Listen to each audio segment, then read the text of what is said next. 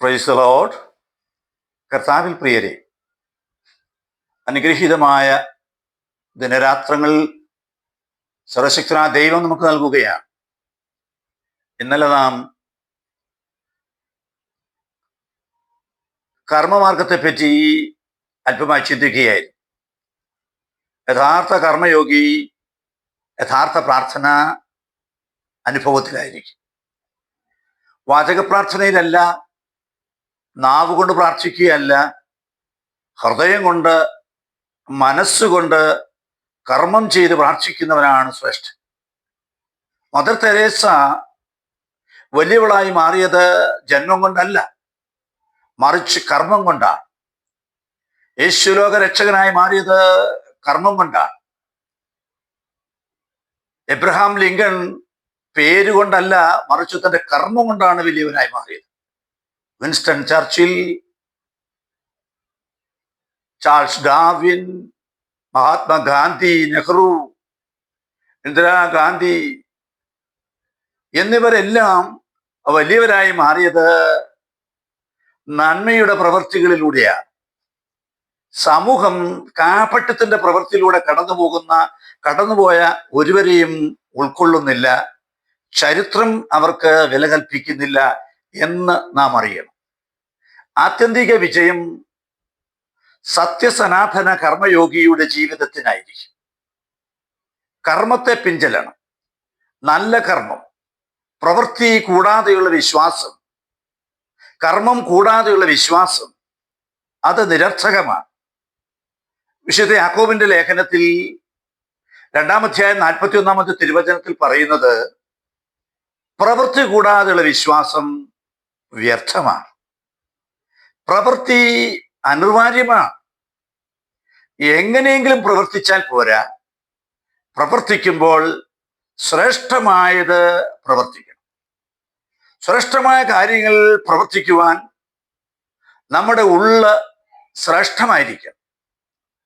ഉള്ളിൽ ദൈവാംശം, ദേവഭാവം രൂപപ്പെടുത്തണം. ഞാൻ ഇടയ്ക്കൊന്ന് സൂചിപ്പിച്ചതാണ്, മനുഷ്യനിൽ 2 ഭാവങ്ങളുണ്ട്, അസുരഭാവവും ദൈവഭാവവും. ജന്മനാൽ അസുരന്മാരെ പോലെ ജീവിച്ച് കർമ്മം കൊണ്ട് ജീവിക്കുന്നവർ അസുരന്മാരും, കർമ്മബന്ധാവിൽ ദൈവത്തെ പോലെ ജീവിക്കുന്നവർ ദേവന്മാരുമായി മാറും. നമുക്ക് ദൈവാംശമാണ് അത്യാവശ്യമായിരിക്കുന്നത്. ഭാരത സംസ്കാരം നമ്മെ പഠിപ്പിക്കുന്നത് അഹം ബ്രഹ്മാസ്മി, തത്വമസി, ഞാൻ ബ്രഹ്മനാണ്, നീയും അതുപോലെയാണ്. കർമ്മം കൊണ്ട് ശ്രേഷ്ഠരായ മനുഷ്യരാണ് നമുക്ക് ചുറ്റും വലിയവരായവർ. അപ്പോൾ കർമ്മത്തെ മുറുകെ പിടിക്കണം. നെറ്റിയിലെ വിയർപ്പോടെ അപ്പം ഭക്ഷിക്കണം. ഇതല്ലാതെ ജീവിതത്തിൽ 24 മണിക്കൂറും സമയം വെറുതെ ചെലവഴിക്കുന്നവർ ജീവിതത്തെ തകർക്കുന്നവരാണ്, നിരർത്ഥകമായി ജീവിക്കുന്നവരാണ്.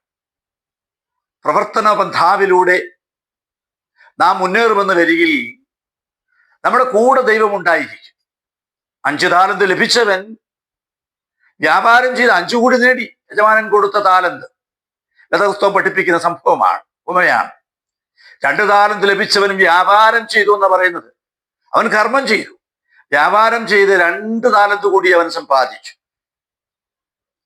ഈ 5ഉം 2ഉം താലന്ത് വീതം ലഭിച്ചവർ വീണ്ടും 5ഉം 2ഉം കൂടി നേടിയപ്പോൾ തങ്ങൾക്ക് കിട്ടിയതിനെ അവർ ഇരട്ടിയാക്കി. ദൈവം നമുക്ക് കൈകൾ തന്ന് കാലുകൾ തന്ന് ലോകത്തിലാക്കിയിരിക്കുന്നത് കർമ്മം ചെയ്യാനാണ്. നടന്ന് ജോലി ചെയ്യുവാൻ കാലുകൾ, ജോലി ചെയ്യുവാനായിട്ട് കൈകൾ, പ്രാർത്ഥിക്കുവാനായി ദൈവസന്നിധിയിലേക്ക് ഉയർത്തുവാൻ കൈകൾ. ഇതൊക്കെ കർമ്മങ്ങളാണ്. നല്ല കർമ്മം നമ്മുടെ ജീവിതത്തിൽ ഉണ്ടായിരിക്കണം. കർമ്മമാണ് പ്രധാനപ്പെട്ടത്. നല്ല കർമ്മം അനീതിയെയും അക്രമത്തെയും മാറ്റി നിർത്തുന്ന കർമ്മം നമുക്കുണ്ടാകണം. ഇന്ന് തലമുറകൾ വഴിതെറ്റുന്നതിന് കാരണം യഥാതഥമുള്ള പ്രവൃത്തി വളരെ കുറവാണ്. ആർക്കും ഒന്നും ചെയ്യാൻ വയ്യ, ആർക്കും വയ്യ, പ്രവൃത്തിയില്ല. എന്നാൽ സംസാരം ഏറെ ഉണ്ട് താൻ. അപ്പോൾ പ്രവൃത്തിയിലൂടെ കർമ്മകാണ്ഡത്തിൽ വിജയിക്കുവാൻ നമുക്ക് സാധിക്കും. രണ്ടും അഞ്ചും താലന്ത് ലഭിച്ചവരോട് യജമാനൻ എന്താ പറയുന്നത്? കൊള്ളാം, നല്ലവനും വിശ്വസ്തനുമായ ഭൃത്യ, നീ അല്പകാര്യത്തിൽ വിശ്വസ്തനായതിനാൽ അനേക കാര്യങ്ങൾ ഞാൻ നിന്നെ ഭരമേൽപ്പിക്കും. നിന്റെ യജമാനന്റെ സന്തോഷത്തിലേക്ക് നീ പ്രവേശിക്കും. അനുഗ്രഹിക്കപ്പെടുകയാണ് കർമ്മത്തിലൂടെ. പരിശുദ്ധ വചനത്തിൽ പറയുന്നത് യേശു തമ്പുരാൻ തന്നെ ഏൽപ്പിച്ചിരുന്ന ദൗത്യം, പിതാവ് ഏൽപ്പിച്ച ദൗത്യം, മനുഷ്യന്റെ രക്ഷ കരഗതമാക്കുവാൻ അവിടുന്ന് ബത്ലഹേമിൽ വന്ന് ജനിക്കുക മാത്രമല്ല ചെയ്തത്, അവിടുന്ന് മനുഷ്യന് വേണ്ടി പ്രവർത്തിച്ചു, അത്ഭുതങ്ങൾ പ്രവർത്തിച്ചു, അവരുടെ സഹനങ്ങളിൽ, അവന്റെ വേദനകളിൽ പങ്കെടുത്തു. അവിടുന്ന് പ്രവർത്തന നിരതനായിരുന്നു. അവിടുന്ന് എപ്പോഴും പ്രവർത്തന നിരതനായിരുന്നു എന്നാണ് വേദപുസ്തകം പറയുന്നത്. അവിടത്തേക്ക് വിശ്രമിക്കുവാൻ നേരമില്ലായിരുന്നു. പിതാവിന്റെ സുവിശേഷം ലോകത്തിൽ പ്രസംഗിച്ചുകൊണ്ട് കർത്താവ് ചുറ്റി സഞ്ചരിച്ചു എന്നാണ് ലൂക്കാ സുവിശേഷം പറയുന്നത്.